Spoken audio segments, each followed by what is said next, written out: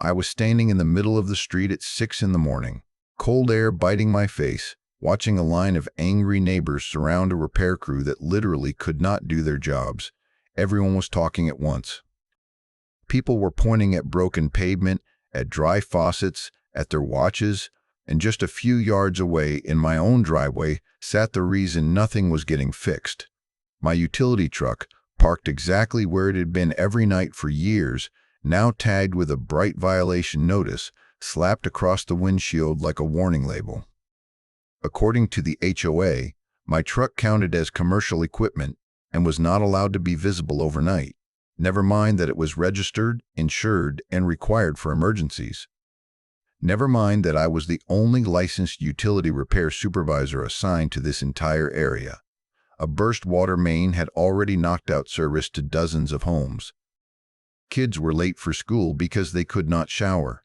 Elderly neighbors had no running water at all. And the worst part? The HOA president stood on her porch with her arms crossed, watching the chaos like she had just proven a point. That was when it hit me. This was not about rules, safety, or appearances. This was about control, plain and simple. If you want to hear more true stories like this, make sure you hit that subscribe button to HOA Update and tell me in the comments, where are you watching from? I live in a quiet, working-class subdivision just outside Clearwater Ridge, a small, unincorporated town tucked into the rolling hills of western Tennessee. It is the kind of place people move to when they are done with chaos.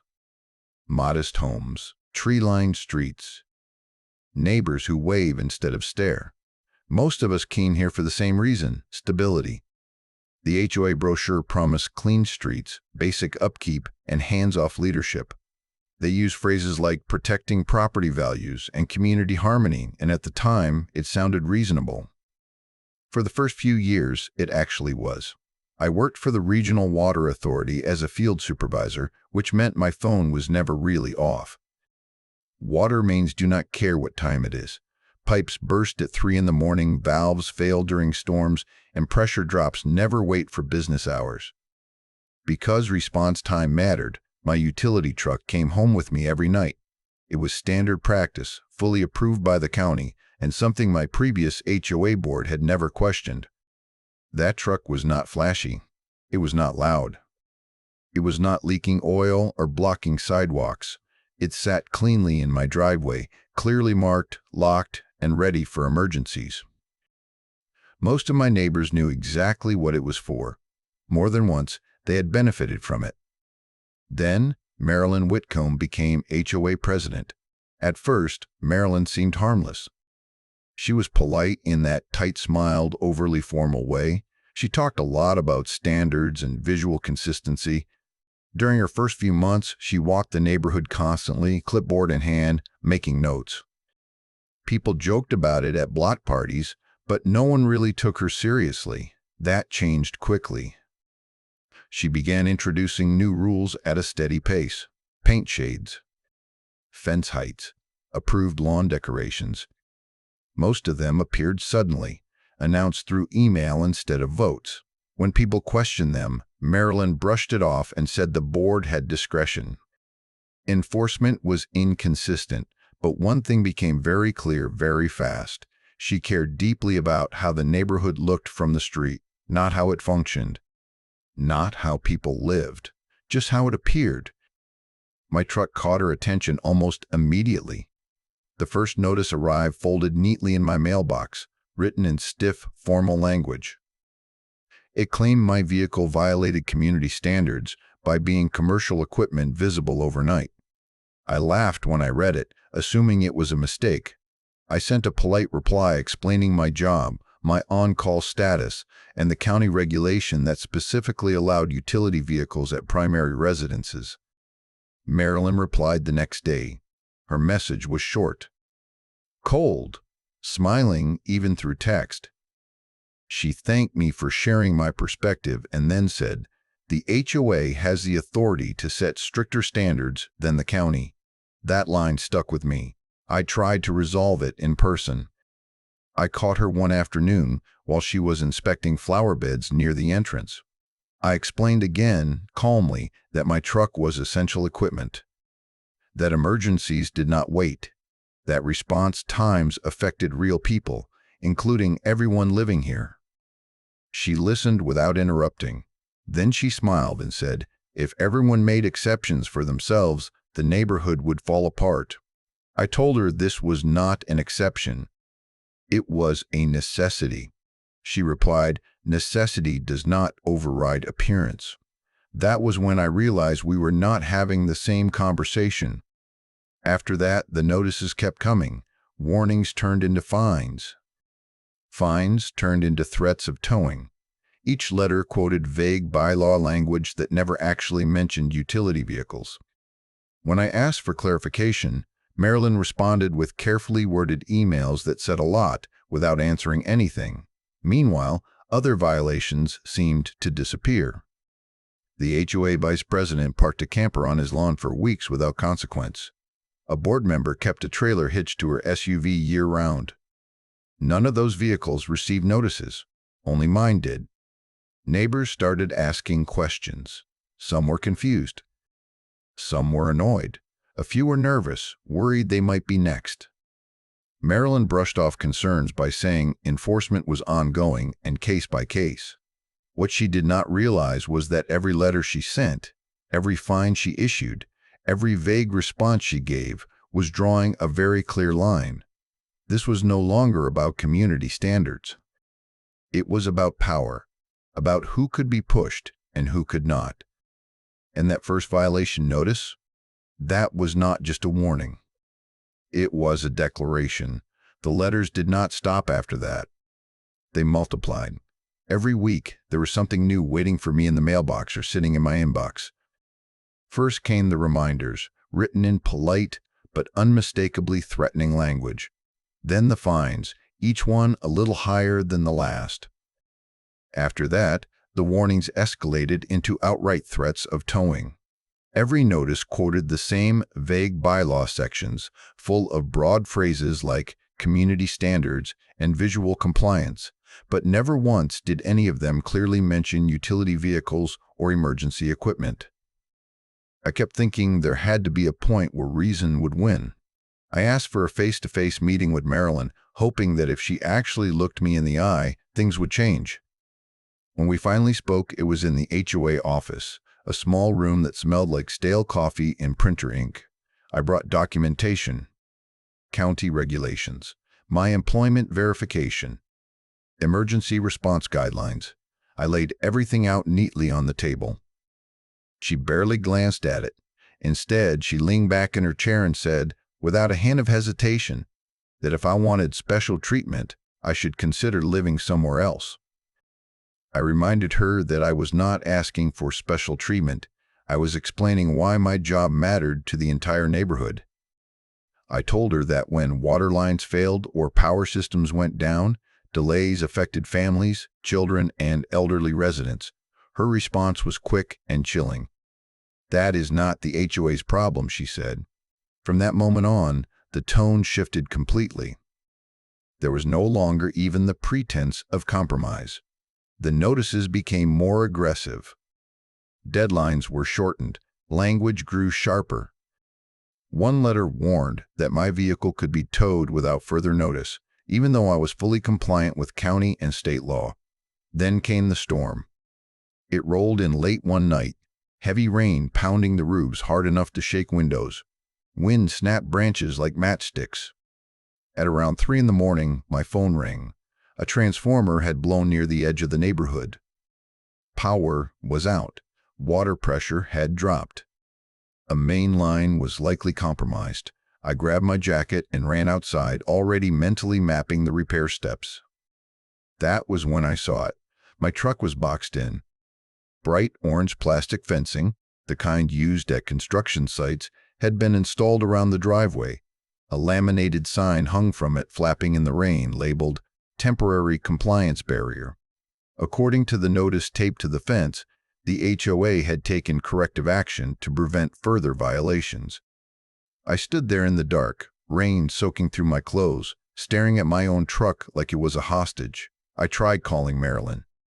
No answer. I tried removing the barrier, but it had been staked deep into the ground. Cutting it would have counted as HOA property damage. If I forced my way out, I would have handed her exactly what she wanted, an excuse to escalate further. So I had to make the call I never wanted to make. I contacted another crew, one based nearly 40 minutes away, and explained the situation. They rolled out as fast as they could, but I knew the damage was already done.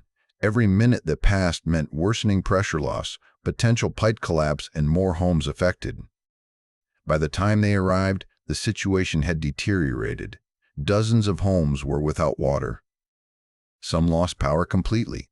What could have been a routine repair turned into a neighborhood-wide outage. Standing there later, watching soaked neighbors argue with exhausted technicians, I realized something important. Maryland did not just inconvenience me. She interfered with essential infrastructure. She made a decision that directly caused harm. That delay mattered far more than she ever imagined. And for the first time, I stopped asking how to make this stop. I started thinking about how to make it end. By the time morning came, the neighborhood was already boiling over. Word spread faster than the water outage itself. Group chats lit up. Social media pages exploded with photos of dry faucets, dark kitchens, and screenshots of outage alerts. Parents were furious because they could not get their kids ready for school without running water. Restaurants along the main road were dumping food because they could not safely operate. One older neighbor posted that her medical equipment had lost pressure overnight, and that post alone sent panic rippling through the community. People wanted answers, and they wanted them immediately. That was when Maryland made the mistake that changed everything. At a little after 7 in the morning, an email went out to the entire neighborhood from the HOA address. It was written in that same polished, detached tone she always used, as if nothing serious had happened. In it, she blamed the delay on unauthorized vehicles violating HOA standards, claiming the situation would have been resolved sooner if all residents followed the rules. She never mentioned the storm, never mentioned the barrier, never mentioned the fact that the truck she blocked was there to fix the problem. She pinned the outage on me. Within minutes, replies started flooding in. People asked what unauthorized vehicles had to do with broken infrastructure. Others demanded to know why emergency repairs were being treated like landscaping violations. Some neighbors forwarded the email directly to me with messages like, "Is this about your truck? And this does not make sense." That was when I stopped reacting emotionally and started treating this like what it really was, a paper trail. I sat down at my kitchen table and began pulling everything together, every violation notice, every fine, every email Maryland had sent me. I printed my call logs showing when I received the emergency alert and when I had to request backup. I pulled maintenance timelines from the Water Authority database, clearly showing how much longer the outage lasted because I could not respond immediately. Then I requested the HOA meeting minutes. It took some pushing, but eventually they sent them over. I went through months of records line by line. That was when I noticed something that made my stomach tighten. The rule Maryland kept citing, the one about commercial vehicles being banned overnight, had never been formally voted on. There was no motion, no board approval, no homeowner notification. It simply appeared in an email one month and started being enforced the next. In other words, it was never legally adopted. As I was sorting through documents, there was a knock at my door. It was Tom Alvarez, who lived 3 houses down. Tom was quiet, kept to himself, and mostly spent his time tending his garden. I knew he had worked in city planning years ago, but I never thought much about it beyond that. He held up his phone and said, "I read the email." We sat down, and I explained everything from the beginning. Tom listened without interrupting. When I finished, he nodded slowly and said something that changed the entire direction of this mess. "The HOA cannot do what she did," he said. He explained that under county code, emergency utility vehicles were protected. HOAs could regulate aesthetics, but they had no authority to interfere with essential services or emergency response. Blocking access to a licensed utility vehicle was not just overreach, it was a violation. He also pointed out something else.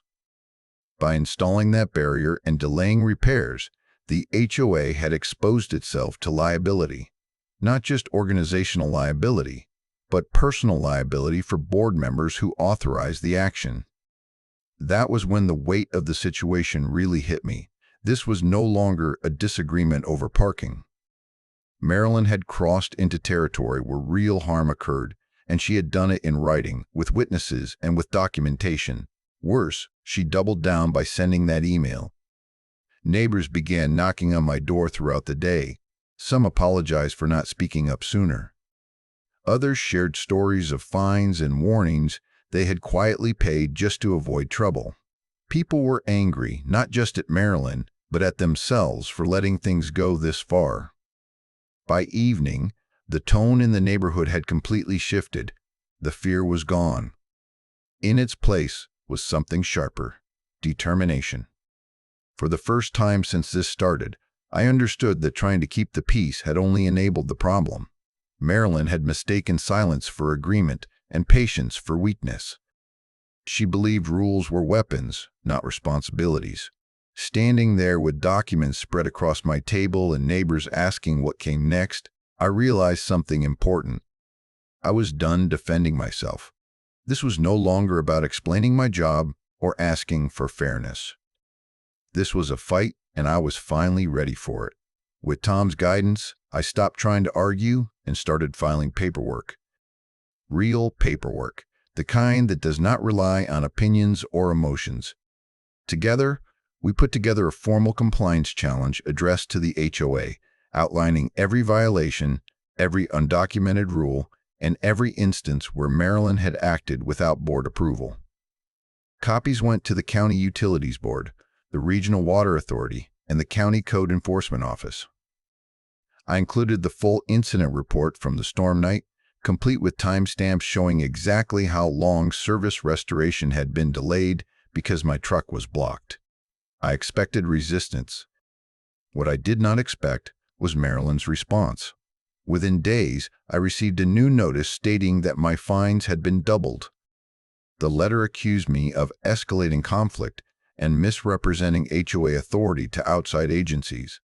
She framed my complaint as harassment.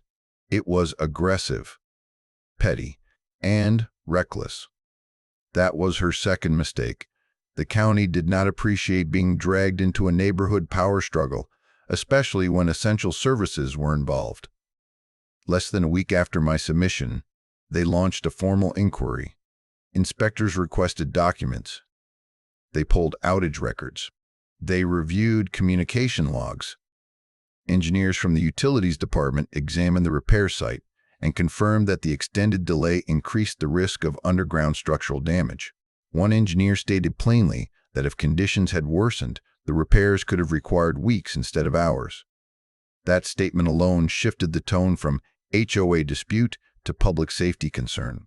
At the same time, word spread through the neighborhood that the county was involved. People who had stayed quiet before started asking questions. Some demanded copies of bylaws. Others wanted to know why rules were being enforced selectively. A few neighbors admitted they had received similar notices but paid the fines just to avoid confrontation. HOA meetings, once sleepy and sparsely attended, became packed. Folding chairs lined the walls. People stood in hallways. Voices rose. Marilyn tried to keep control, calling discussions out of order and cutting microphones, but it did not work. The room was already against her. One neighbor stood up and asked why an HOA was interfering with emergency utilities at all. Another demanded to know who approved the barrier installation. Marilyn deflected, citing board discretion and community standards, but the answers no longer satisfied anyone. Then the county sent the letter. It arrived by certified mail and was addressed directly to the HOA board. The wording was blunt. The HOA was ordered to immediately cease and desist from any action that interfered with essential infrastructure operations, including but not limited to blocking, restricting, or delaying access to licensed utility vehicles. The letter warned that further interference could result in fines, legal action, and potential personal liability for board members involved. Copies were sent to everyone. I assumed that would be the end of it. No one in their right mind ignores a county order. Maryland did. The following week, another violation notice appeared on my windshield. Same language, same threat of towing. It cited ongoing non-compliance and made no mention of the county's directive. It was as if she believed authority worked by repetition, that if she kept saying it, reality would bend. That single act changed everything. The county escalated immediately. Inspectors returned, this time in person. They interviewed residents. They photographed the barrier location. They requested board communications related to enforcement decisions. The HOA's attorney, who had clearly not been informed of Maryland's actions, suddenly became very interested in distancing himself from the situation. Neighbors who had been on the fence now took sides openly. People stopped whispering and started documenting. Phones came out. Emails were forwarded. Statements were written. Maryland tried to regain control by scheduling a special meeting, but it backfired. Residents demanded transparency. Someone read the cease and desist letter aloud. Another neighbor asked whether the board understood what personal liability meant. Maryland said nothing. For the first time since she became president, she looked unsure. Her authority had depended on silence, confusion, and intimidation. Now there was documentation, oversight, and a room full of people who were no longer afraid. Standing there, listening to voices rise around me, I felt something shift. Not relief, not victory, something steadier. Momentum. Maryland had pushed too far, ignored the wrong warning, and exposed the HOA to consequences she could not control anymore.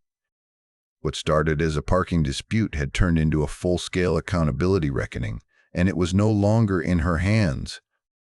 The next HOA meeting did not feel like any meeting we had ever had before. Cars lined both sides of the street. People were standing in clusters outside the community hall, whispering, speculating, waiting. By the time I walked in, every chair was filled. Neighbors leaned against walls. Some stood in the doorway just to hear what would be said. The atmosphere was tight, heavy with the kind of tension that comes when everyone knows something is about to break. Marilyn sat at the front table with a stack of papers neatly arranged in front of her. Her posture was stiff, shoulders squared, chin lifted. When the meeting was called to order, she began reading from a prepared statement, her voice measured and formal. She spoke about misunderstandings, about protecting community standards, about maintaining order. She never got to finish. The doors at the back of the room opened, and 2 county officials walked in, followed by a third carrying a folder thick with documents. The room went silent instantly. Marilyn froze mid-sentence, her eyes darting toward them. One of the officials introduced himself, then calmly stated that they were there to present the findings of the county's inquiry. They did not ask permission. They read the findings out loud. The HOA had been formally cited for obstruction of essential infrastructure. The installation of the compliance barrier was deemed an unauthorized action that directly interfered with emergency response. The delay in repairs was documented, verified, and attributed to HOA enforcement decisions. The fines were not small. They were significant enough that a murmur rippled through the room as the numbers were read. Then came the part that changed everything. The official stated clearly that continued interference could result in personal liability for individual board members involved in decision-making. Not the HOA as a whole, the people sitting at the table. Marilyn's face drained of color. She tried to respond, her mouth opening and closing before words finally came out. She argued that the board was acting within its rights, that rules had been enforced consistently, that she was protecting the community. Her voice shook. One of the officials interrupted her politely but firmly, explaining that authority did not extend to blocking licensed utility vehicles or delaying emergency repairs. The words were calm, but the meaning was unmistakable. The illusion of control shattered right there. After the officials finished, they took seats along the wall. The room was so quiet you could hear someone shift in their chair. That was when I stood up. I did not raise my voice. I did not accuse. I simply explained my job. I described what being on call meant, how response times were calculated, how minutes could be the difference between a simple fix and a cascading failure. I talked about the storm night, the barrier, and the call I had to make to bring in another crew. I told them how close we came to a much worse outcome. No one interrupted me. No one argued. Faces around the room shifted from anger to realization. This was no longer an abstract dispute or a personality clash. It was real. It had consequences. When I finished, the room stayed silent, and in that silence, Marilyn finally understood something she had never grasped before. Power only works when people believe in it. Marilyn resigned that night. There was no dramatic speech, no apology, no explanation. She waited until the meeting ended, gathered her papers with shaking hands, and quietly told the remaining board members she was stepping down effective immediately. By the time most people filtered out of the room, she was already gone. The woman who had ruled the neighborhood through fines, warnings, and intimidation disappeared without saying a word to the people she had spent months lecturing. But that was not the end of it, not even close. The county moved quickly once the resignation became official. The findings from the inquiry were finalized, and consequences followed. The HOA was required to provide restitution to residents who could document losses caused by the delayed repairs, families who had to miss work, businesses that lost inventory, homeowners who paid out of pocket for emergency services while utilities were down. The amounts varied, but the message was clear. This was not a symbolic slap on the wrist. Real harm had been done, and the HOA was responsible. Insurance companies took notice immediately. Within weeks, the HOA's liability insurance premiums skyrocketed. The carrier demanded explanations, documentation, and proof of corrective action. Coverage terms were rewritten. Some protections were reduced. Others came with strict conditions. Suddenly, every decision carried financial weight, and the remaining board members felt it. Pressure mounted inside the community. Residents who had stayed quiet before started speaking openly. Conversations happened in driveways, at mailboxes, and over fences. People compared notices, fines, and emails. Patterns emerged. It became obvious that Marilyn had not acted alone. 2 other board members had supported her enforcement tactics without question, approving actions they barely understood. A special election was called. Turnout was unlike anything the neighborhood had ever seen. People who had never attended a single HOA meeting showed up. Ballots were counted carefully, and the result was decisive. Both board members who had backed Marilyn were voted out. They did not argue. They did not protest. They simply accepted it, likely relieved that the spotlight had shifted away from them. With new leadership in place, the real work began. The bylaws were reviewed line by line, this time with transparency and homeowner input. Outside legal counsel was brought in to ensure everything complied with county and state regulations. And then came the change no one expected but everyone needed. The rules were rewritten. Clear language was added explicitly, protecting emergency services and utility workers. Licensed utility vehicles were granted unrestricted access when responding to outages or repairs. HOAs were prohibited from interfering with infrastructure operations under any circumstances. The same vague language Marilyn had relied on was replaced with precise definitions and limits. The irony was not lost on anyone. The very rule she tried to weaponize against me became the foundation for ensuring no one else would ever be put in that position again. Neighbors started to relax. Tension faded. HOA meetings became boring again, which was exactly how most people wanted them. Discussion shifted back to landscaping schedules and roof maintenance instead of fines and threats. My truck stayed in my driveway without another notice ever appearing on the windshield. A few months later, I heard Marilyn had moved out of the neighborhood entirely. No one made a fuss about it. No one chased her down for explanations. Life simply went on. And that, more than anything else, felt like justice. The community did not collapse without her control. Property values did not drop. In fact, things ran smoother than they had in years. People felt safer knowing emergency services would never be delayed over appearances again. What started as a power play ended as a lesson written into the rules themselves. And every time I pulled into my driveway after a long shift, seeing my truck parked where it belonged, I was reminded of how close we came to something much worse and how important it was that it never happened again. Life did not snap back to normal overnight, but it steadily moved in that direction. The first noticeable change was how quiet everything became. No more warning notices tucked under windshield wipers. No more sharp, carefully worded emails sent late at night.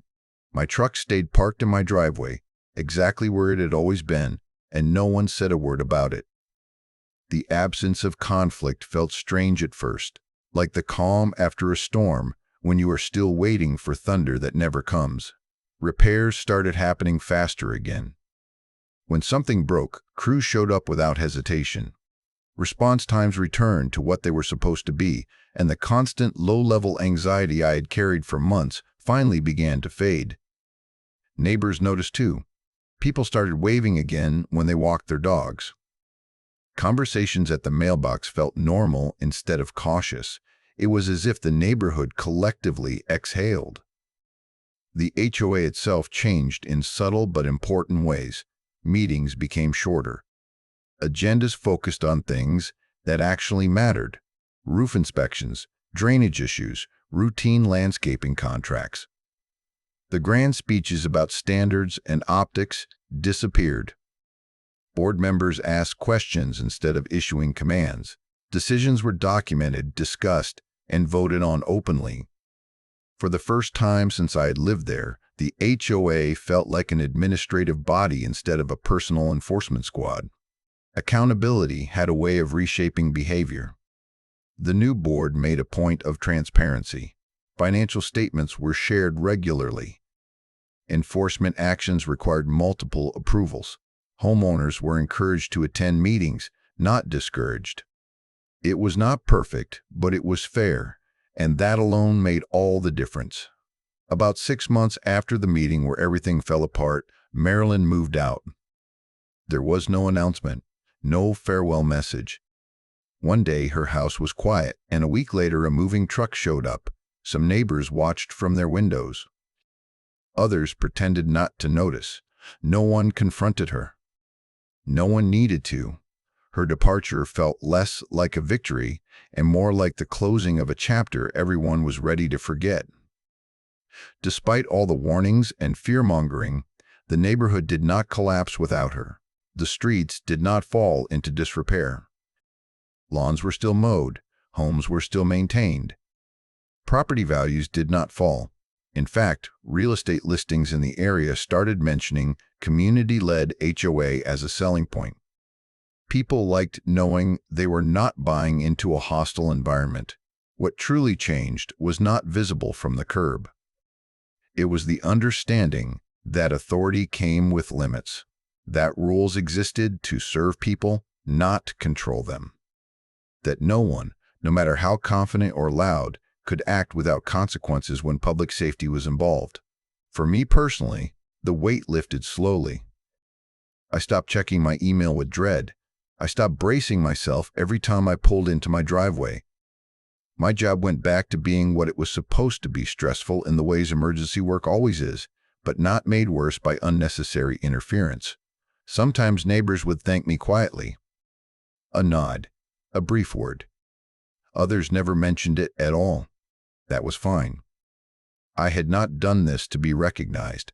I had done it because letting things continue would have meant accepting something I knew was wrong.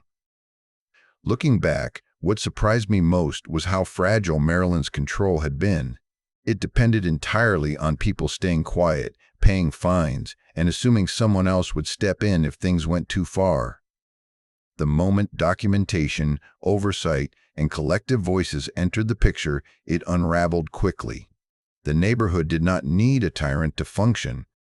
It needed clarity. It needed boundaries. It needed accountability. Now, when storms roll in and my phone rings in the middle of the night, I grab my keys and head out without hesitation. My truck is there. My path is clear. And I know that no one is standing in the way, clipboard in hand, pretending that appearances matter more than people. That sense of normalcy, quiet, boring, reliable, turned out to be the real win. Looking back on everything now, it still amazes me how close our neighborhood came to a real disaster over something so small and unnecessary. A single person's obsession with control, wrapped up in the language of rules and standards, nearly left dozens of families without water and power when they needed it most. All of it could have been avoided if common sense and responsibility had mattered more than appearances. The biggest lesson I took from this experience is simple. Rules are not automatically good just because they exist. They only work when the people enforcing them understand why they are there and where the limits should be. Authority without accountability always overreaches, and when it does, it rarely stops on its own. I never wanted a fight with the HOA. I did not move into this neighborhood looking for conflict or drama.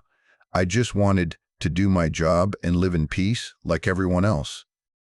But when you are pushed into a corner, standing your ground with facts, documentation, and patience becomes the only real option.